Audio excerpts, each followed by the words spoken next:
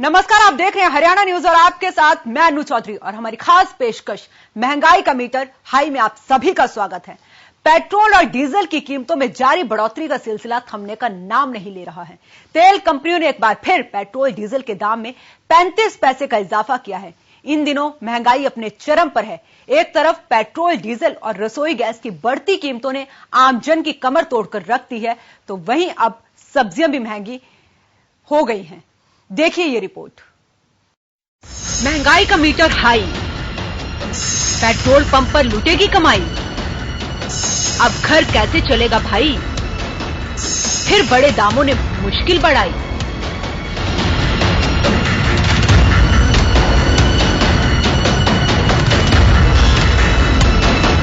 अगर आप सोच रहे हैं कि महंगाई की मार कब तक झेलनी पड़ेगी, तो इस सवाल को अभी अपने जहन से निकाल दीजिए, क्योंकि हालात को देखकर तो यही लगता है कि लोगों पर अभी महंगाई की मार और पड़ने वाली है, क्योंकि पेट्रोल के दाम लगातार तीसरे दिन फिर बढ़े हैं।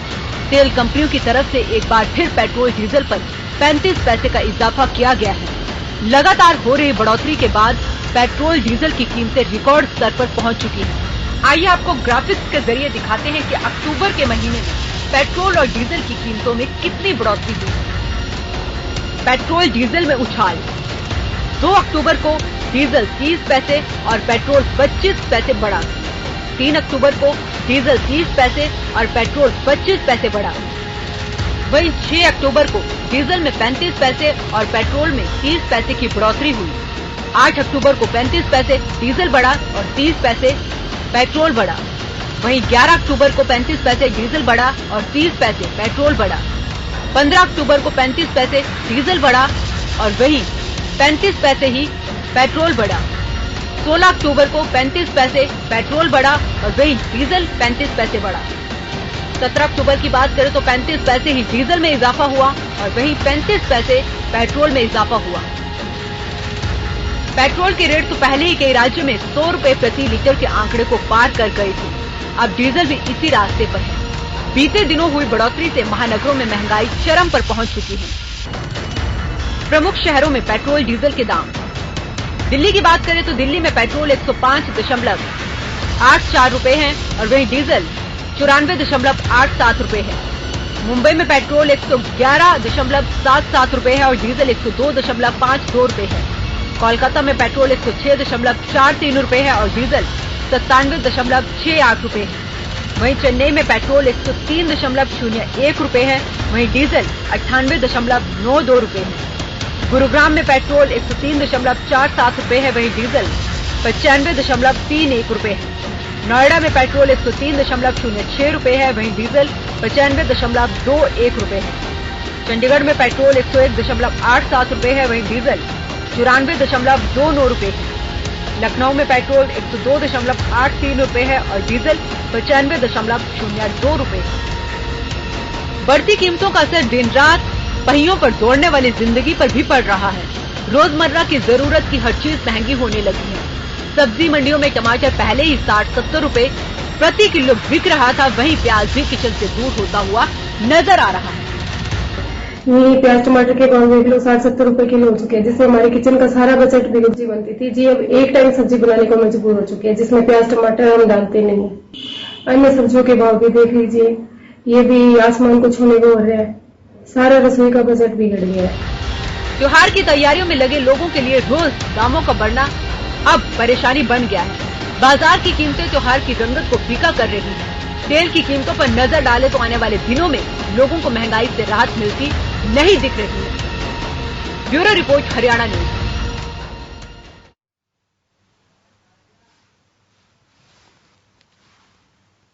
तो इसी मुद्दे पर ज्यादा बात करने के लिए हमारे साथ हमारे सहयोगी गुरुग्राम से सुशील जुड़ चुके हैं और वहीं आकाश जिंदल अर्थशास्त्री हैं, वो भी जुड़ चुके हैं हमारे साथ। सुशील, मैं सबसे पहले आपके पास आऊंगी, क्योंकि एक तरफ त्योहारी सीजन है और दूसरी तरफ ये महंगाई है। लोगों को कैसे इससे राहत मिलेगी?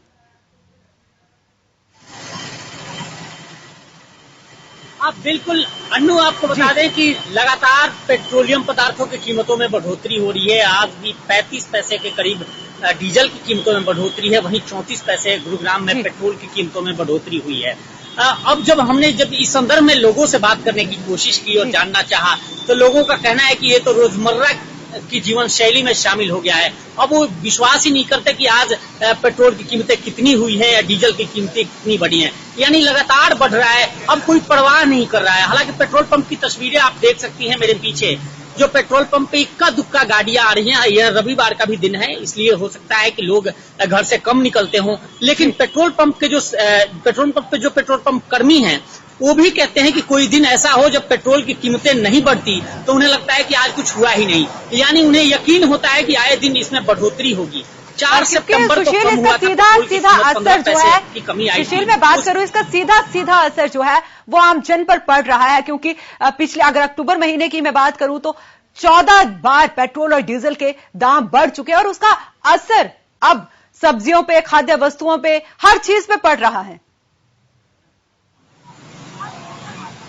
बिल्कुल अनु, आपने बिल्कुल सही कहा। इन अक्टूबर की बात करें तो अक्टूबर में रोजाना, आज हम रोजाना 14 बार का जिक्र कर रहे हैं, यानी हम ये माने कि आज रोजाना पेट्रोल और डीजल की कीमतों में बढ़ोतरी हो रहा है। और जब भी यही वजह है कि देखिए, पेट्रोलियम पदार्थों की कीमतों में जैसे ही बढ़ोतरी होती है, डीजल, पेट्रोल, सीएनजी, पीएनजी की कीमतों में बढ़ोतरी होती है तो हाहाकार मच जाता है, विपक्ष हाहाकार मचा देता है। और यह सबके लिए भी आवश्यक इसलिए होता है कि जैसे ही इनकी कीमतों में बढ़ोतरी होती है, रोजमर्रा की चीजें जितनी भी हैं, जो सर्विस गुड्स हैं या सर्विस सेक्टर्स हैं, उनमें इसकी बढ़ोतरी, ट्रांसपोर्टेशन पे इसकी बढ़ोतरी देखने को मिलती है और सभी सामान जो होते हैं वो महंगे हो जाते हैं। सब्जी की कीमतों की बात करें तो वो भी डिपेंड करता है, क्योंकि एनसीआर में बाहर से सब्जी आयात होता है और बाहर से जो गाड़ियों के थ्रू आते हैं उनके रेट्स बढ़ गए हैं। अभी 2 दिन पहले ही जितने भी ट्रांसपोर्टर एसोसिएशन है उन्होंने गुरुग्राम के हीरो होंडा चौक पे एक बैठक की थी और इनकी बढ़ती कीमतों को लेकर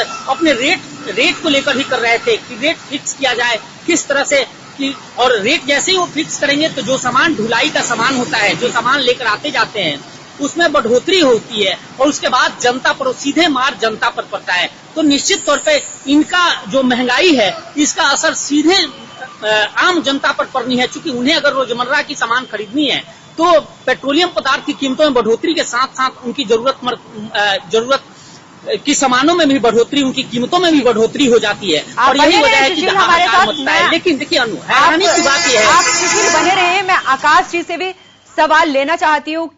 क्या सर, एक तो त्योहारी सीजन है और ऊपर से ये महंगाई लगातार दिन प्रतिदिन बढ़ती जा रही है कि विकास के लिए मजबूरी बन चुकी है।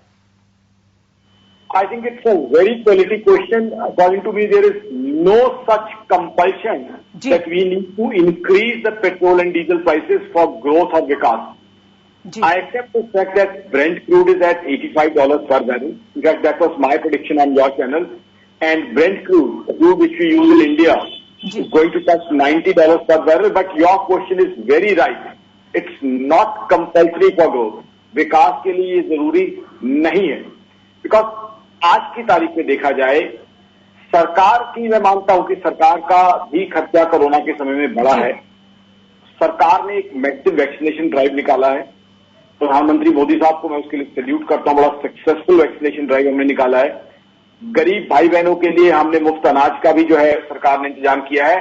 बट उस सब के लिए आम आदमी पे बोझ डालना आसान नहीं है और उसका सबसे बड़ा इम्पैक्ट ये आ रहा है कि जो प्री दिवाली फेज है वो इम्पैक्ट हो चुकी है। देखिए, दिवाली एक तरफ आम आदमी को घर में खुशियां लाने का मौका देती है, वो शॉपिंग करता है, घर के लिए नए सामान लेके आता है, चाहे वो नया मोबाइल हो, चाहे नया रेफ्रिजरेटर हो, एलईडी हो, चाहे सोफा सेट हो, या कार हो, या टू व्हीलर हो। और दूसरा, दिवाली पे अपने मिलने वालों को, दोस्तों, रिश्तेदारों को त्योहार भी दिए जाते हैं। अब इस बार लगता है कि दिवाली की रंगत फीकी पड़ने वाली है। जो दिवाली पे घर पे खुशियां आती थी वो खुशियां बहुत कम रहेंगी, और ना सिर्फ ये आम आदमी के लिए, but this is negative for the economy also, because जब आम आदमी जाके दिवाली पे उस खुशी से शॉपिंग नहीं करेगा तो इकोनॉमी नहीं चलेगी, और इकोनॉमी नहीं चलेगी, मैन्युफैक्चरिंग नहीं बढ़ेगी, तो जॉब जनरेट नहीं होंगी। आज के टाइम में कोरोना चाहे कम हो गया, लेकिन कोरोना का इम्पैक्ट अभी भी है, अनएम्प्लॉयमेंट अभी भी बहुत ज्यादा है। तो अगर हमें लोगों को जॉब्स देनी है तो इकोनॉमी को चलाना है। इकोनॉमी को कौन चलाएगा? शॉपिंग चलाएगी। तो अगर पेट्रोल डीजल के दाम इसी तरीके से हाई रहेंगे, लोग जाके शॉपिंग नहीं कर पाएंगे, ना तो लोगों के चेहरों पे दिवाली की खुशी या दिवाली की मुस्कान होगी, ना ही इकोनॉमी चल पाएगी। तो ऐसे में बहुत जरूरी है कि सेंट्रल गवर्नमेंट सेंट्रल एक्साइज कम करे, क्योंकि बहुत हाई टैक्सेस है हमारे यहाँ। स्टेट्स जो हैं वो अपना भाई सर, मैं बात कर रही हूँ यहाँ पे जो टैक्सेस की आपने बात की है, क्योंकि जो बेस प्राइस है पेट्रोल का 26.7 रुपए है, लेकिन उसके ऊपर इतने टैक्स लगा के वो आंकड़ा अब 100 के पार पहुंच चुका है। और सरकार की तरफ से हर बार कहा जाता है कि कच्चे तेल के दाम बढ़ने के बाद ही पेट्रोल और डीजल के रेट तय होते हैं। लेकिन मैं आपको एक और चीज बताना चाहती हूं यहां पर कि इससे पहले भी 2018 में भी आज $83 प्रति बैरल बिक रहा है, लेकिन इससे पहले 2018 में $85 प्रति बैरल तक पहुंच चुका था। उस समय कीमतें नहीं बढ़ी थी। जी, अभी जो करंट रेट है ब्रेंट क्रूड का, Brent crude is that crude that we use in India, that is $85 per barrel. जी, और साथ के साथ इसमें not only Brent crude price, we have to see the dollar price, because when we purchase it globally, we have to pay in US dollars. US dollars around 74 rupees. So here I am with the government that Brent crude is at a high level. Actually, that's because high because what is happening is globally the demand for Brent crude for crude is increasing.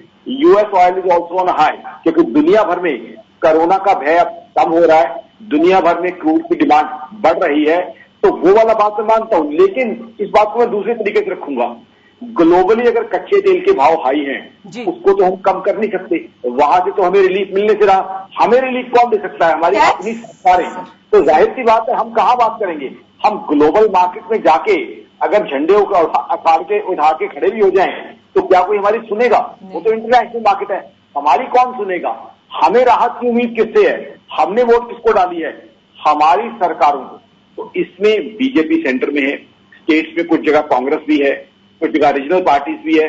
Overall political class से मेरी ये बेनती रही है कि आप taxes कम करें। देखिए, एक बहुत अच्छा मौका आया था जीएसटी में लाने का। मैं 3 साल से तमाम नेशनल चैनल्स पे, तमाम ग्लोबल चैनल पे बोलता आ रहा हूं। सर, ये तो हर बार कहा जाता है सरकार की तरफ से कि जो पेट्रोल और डीजल के रेट है वो जीएसटी में लाए जाएंगे, लेकिन हर बार मीटिंग होती है उसके बाद कोई नतीजा नहीं निकलता है। क्या सरकार की नीयत ही नहीं है यहां पर कि पेट्रोल और डीजल को अगर जीएसटी में लाया जाए तो आम आदमी को बहुत राहत मिलेगी? देखिए, इस बार की मीटिंग में ये डिस्कस किया गया। पहले जब मीटिंग होती थी तो जीएसटी काउंसिल में इसको प्लेस ही नहीं किया जाता था। इस बार मीटिंग में ये डिस्कस किया गया और उसके बाद वोटिंग भी होती है। अब वोट क्या होता है जीएसटी काउंसिल में? सेंट्रल गवर्नमेंट की वोट्स भी होती हैं, स्टेट की वोट भी होती हैं। तो उसमें बीजेपी की वोट्स भी थी, स्टेट्स में कांग्रेस भी है, रीजनल पार्टीज भी हैं, यानी ओवरऑल पॉलिटिकल क्लास की वोट्स थी। लेकिन हुआ क्या, किसने जो है जीएसटी की फेवर में वोट किया? तो मैं तो कहीं ना कहीं कहूंगा कि पूरी की पूरी पॉलिटिकल क्लास ने हमें निराश किया है। मैंने कांग्रेस के भी जो मित्र मेरे साथ आते हैं अलग अलग नेशनल चैनल की डिबेट पे, उनसे भी लाइव ये पूछा है कि आप बताइए। वो लोग कहते हैं कि हम सरकार के जो है, जब तेल के दाम बढ़ते हैं तो सरकार के खिलाफ हम सड़कों पे आते हैं। मैंने कहा मेरे मित्र, बहुत अच्छी बात है, सड़कों पे आते हैं, आना भी चाहिए, लेकिन जिस दिन टेबल पे बैठ के सोल्यूशन निकालने का मौका था, जिस दिन जीएसटी काउंसिल की मीटिंग थी, एक सुनहरा मौका था जीएसटी में लाने का, उस दिन आपका परफॉर्मेंस क्या था? तो कहीं ना कहीं मैं तो साफ कहूंगा, मुझे तो पूरी पॉलिटिकल क्लास से निराशा हुई है। जीएसटी में आने का सुनहरा मौका था, पहले जीएसटी की मीटिंग्स होती थी लेकिन ये टॉपिक डिस्कस नहीं होता था। इस बार तो ये टॉपिक डिस्कस हुआ, डिस्कस होने के बाद भी अप्रूव नहीं हुआ। ये दर्द और दुख की बात है। आम आदमी की बात करें, लेकिन सरकार कहती है कि उसका डेफिसिट है। डेफिसिट का मतलब आम भाषा में दर्शकों को समझा दूं कि कमाई कम खर्चा ज्यादा। मानता हूं ये सरकार की बात कि सरकार का कोरोना के समय काफी खर्चा हुआ है, वैक्सीनेशन पे खर्चा हुआ है, गरीब भाई बहनों को अनाज देने में खर्चा हुआ है, और सरकार को उसके लिए मैं धन्यवाद भी देता हूं, सेंट्रल गवर्नमेंट को। इसलिए सरकार का डेफिसिट हो गया क्योंकि टैक्स कलेक्शन कम रही है। लेकिन आम आदमी का क्या, उसके डेफिसिट का क्या? आम आदमी की कमाई तो प्री कोरोना लेवल पे नहीं आई है। अगर कोरोना से पहले वो 50,000 कमा रहा था, 45,000 तो उसके महीना घर का खर्चा था, फिर भी उसके मन में शांति थी कि चलो 5,000 तो बच रहे हैं। अब कोरोना के बाद कमाई तो उसकी रह गई है 40,000, खर्चा हो गया 55,000, तो वो जो 15,000 रुपए का उसका डेफिसिट है, उसकी भरपाई कौन करेगा? देखिए, सरकार का भी अगर डेफिसिट है तो आम आदमी का भी डेफिसिट है, तो उसमें से प्रेफरेंस मिलनी चाहिए आम आदमी के डेफिसिट को। हम एक वेलफेयर स्टेट है, यहां सरकार को अगर थोड़ा हिट लेना भी पड़ता है तो ले, आम आदमी को रिलीफ दिया जाए। सिर्फ सरकार जब ये कहती है कि हम क्या करें, हम कहां से पैसे लाएं, तो मैं 4 तरीके सरकार को कई बार सजेस्ट किए, आपके चैनल पे मैं सजेस्ट करना चाहता हूं। पहला तरीका यह है कि डिसइन्वेस्टमेंट बढ़ाई जाए, उससे सरकार के पास पैसा आ जाएगा। दूसरा ये है, we should go on a global borrowing spree. NRIs के लिए we should come out with masala bond, we can raise lot of fund from NRIs because we have a huge NRI diaspora through from which we can raise fund. तीसरा जो है, public deposit scheme, small saving scheme के through domestic debt raise किया जाए। Fourth है, we should go in for expenditure reduction. तो सरकार के पास तरीके हैं, सरकार को थोड़ा इनोवेटिव तरीकों से सोचना पड़ेगा, out of the box sir आप बने रहे हमारे साथ, हमारे सहयोगी अजय मेहता जुड़ चुके हैं फतेहाबाद से। अजय मैं आपके पास आऊंगी क्योंकि आज फिर तेल और डीजल और पेट्रोल में आज फिर इजाफा देखा गया। लगातार 3 दिनों से 35 पैसे की बढ़ोतरी की जा रही है। तो ऐसे में आम आदमी को राहत कब मिलेगी? अनु देखिए, पेट्रोल और डीजल की कीमतों की अगर बात करें, पिछले 15-16 दिन से लगातार डीजल और पेट्रोल की कीमतें बढ़ रही हैं। अभी जो 3 दिन से लगातार 35 पैसे की बढ़ोतरी हुई है। लगभग इस महीने 4 रुपए के आसपास जो है पेट्रोल की कीमत और डीजल की कीमत बढ़ चुकी है। ऐसे में आम आदमी को जो है दोहरी मार झेलनी पड़ रही है। महंगाई तो वैसे ही चरम पर है और जो पेट्रोल और डीजल की कीमतें हैं उनका बढ़ना लोगों के लिए जख्म पर नमक रगड़ने के बराबर जैसा हो रहा है। देखिए, सिर्फ हम इसको इस लहजे में ना लेंगे कि डीजल और पेट्रोल के ही दाम बढ़े हैं।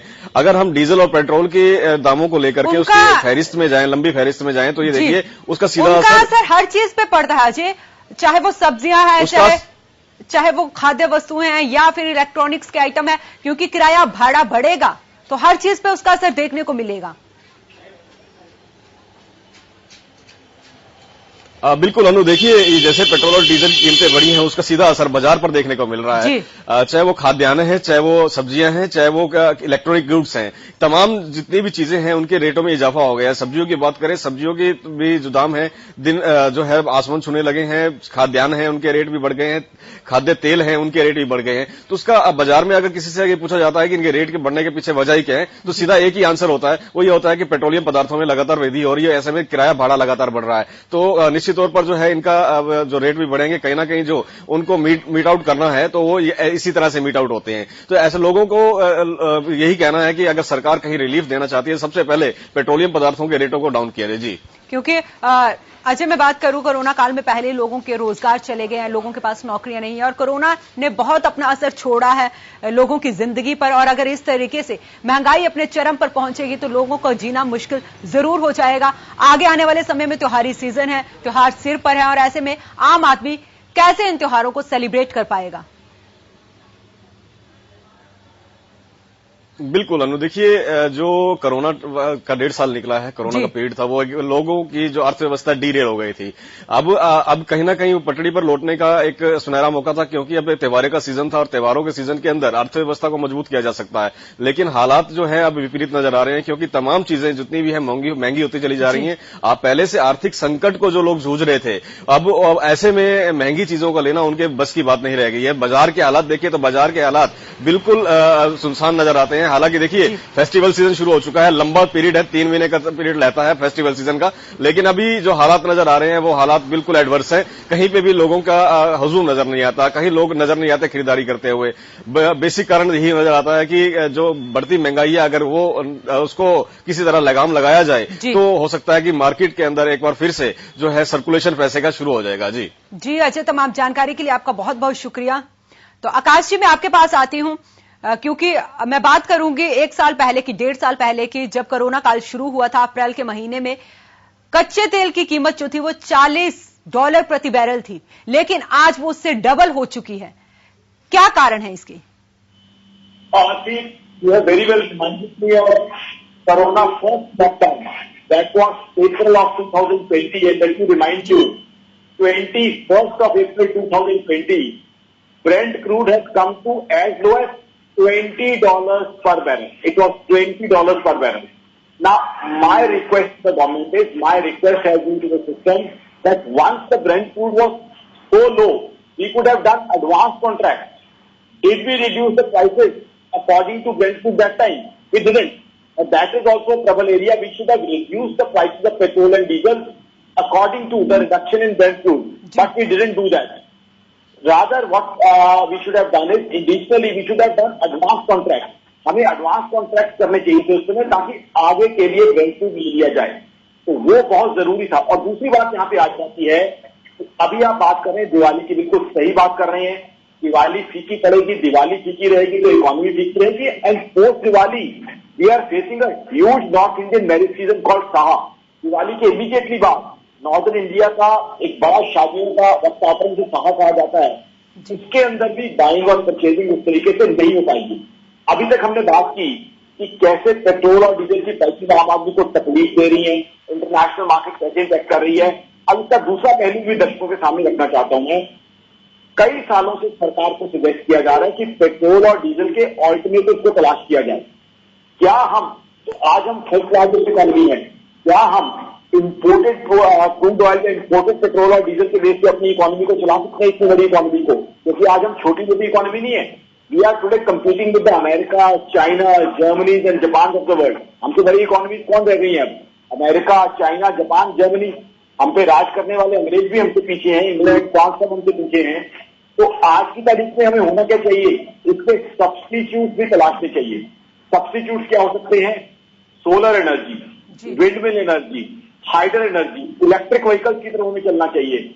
इलेक्ट्रिक टू व्हीलर की तरफ सरकार को पूरा फोकस लाना चाहिए। कोई एक पॉलिसी आनी चाहिए जिसमें इलेक्ट्रिक टू व्हीलर को प्रमोट किया जाए, ताकि पेट्रोल और डीजल से भी निजात मिले।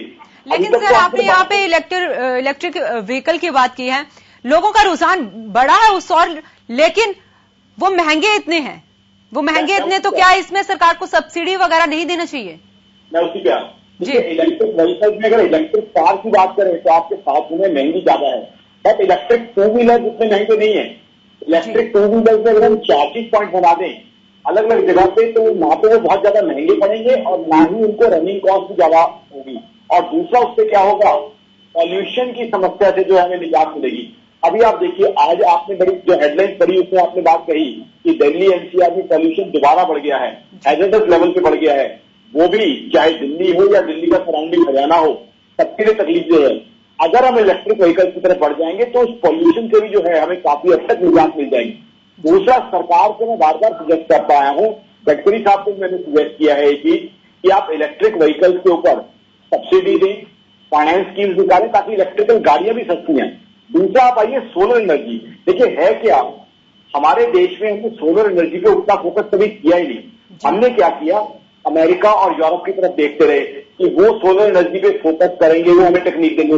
वो कभी भी जिंदगी में हमें सोलर एनर्जी की टेक्निक नहीं देगी, क्योंकि उनके यहाँ सन नहीं है, उनके यहाँ धूप बहुत कम है।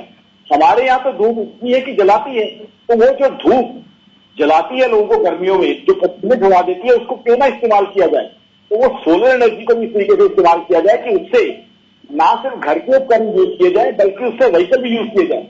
जरूरत है एक पॉलिसी बनाने की जिसके अंदर सोलर एनर्जी को दोपहर 12 से 4 जब धूप कड़क होती है तब सोलर एनर्जी को पैदा किया जाए, उसको स्टोर किया जाए, फिर शाम के समय जब रिक्वायरमेंट होती है या व्हीकल की जब है, उसको इलेक्ट्रिक व्हीकल के उसके लिए ईंधन के रूप में, फ्यूल के रूप में यूज किया जाए। तो हमें एक तरफ तो सरकार को टैक्सेस कम करने चाहिए, दूसरे लॉन्ग टर्म में हमें इस क्रूड ऑयल और पेट्रोल और डीजल से भी डिपेंडेंस कम करनी है। देखिए, चाइना हमसे बड़ी इकोनॉमी है, उन्होंने न्यूक्लियर एनर्जी पे बहुत डिपेंडेंस बना ली है। हमें पता है हमारे पास कच्चा तेल नहीं है, तो क्यों हम एक फॉरेन कमोडिटी के ऊपर चले, क्यों हम अपनी इकोनॉमी को डिपेंडेंट बनाए उस चीज के ऊपर जो हमें विदेशों से लेनी पड़ती है। उससे ना सिर्फ हम विदेशों के ऊपर एक मार्केट के ऊपर डिपेंड होते हैं, बल्कि हमारा एक फॉरेक्स जो हमारे विदेशी मुद्रा भंडार है, फॉरेक्स रिजर्व हैं, वो भी कम होते हैं। और उसी के कारण बहुत बहुत शुक्रिया आकाश जी, बहुत बहुत शुक्रिया। समय की थोड़ी कमी है, आपने तमाम जानकारी हमारे साथ साझा की, इसके लिए बहुत बहुत शुक्रिया। तो लगातार पेट्रोल और डीजल के दाम अब नई ऊंचाइयों पर पहुंच चुके हैं और उसका सीधा असर अब कहीं ना कहीं आम लोगों की जिंदगी पर पड़ रहा है। अब देखने वाली बात यही होगी कि सरकार कब इस महंगाई पर लगाम लगाती है और कब लोगों को राहत मिलती है, ताकि लोगों का जो आने वाले त्योहारी सीजन है, जो त्योहार है, वो अच्छे से निपटे। तो फिलहाल के लिए इस खास पेशकश में इतना ही। आप देखते रहें हरियाणा न्यूज।